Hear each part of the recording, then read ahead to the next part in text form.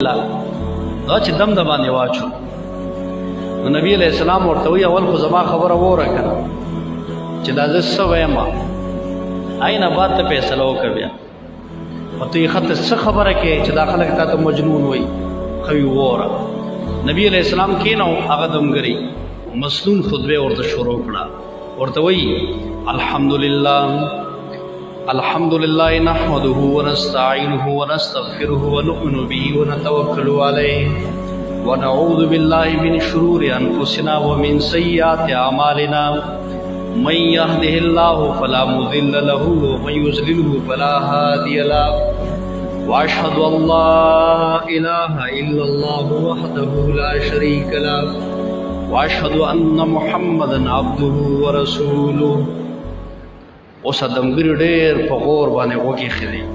د نبی علیہ السلام دا خطبه چې اورېده بس سړی حیران شو ورته بیا راته ووایه نبی علیہ السلام ورته بیا ووایي خوند یې ولا ورکړ دا خو د انسان کلام نه دی ته کوم کلام وایي دا خو د الله کلام دی واقع ته د الله رسول او شابه ما ته کلمه وایه زه ایمان راوړم نو دم له راغلی په خپله دم شو ادمګریو خلکو لیونو باندې بېدبونه اچول چې د نبی علیہ السلام خبره اورېدې او د قرآن کلام یې اورېدو دومره اثر یې پرې وکړو چې هغه خپله ایمان راوړو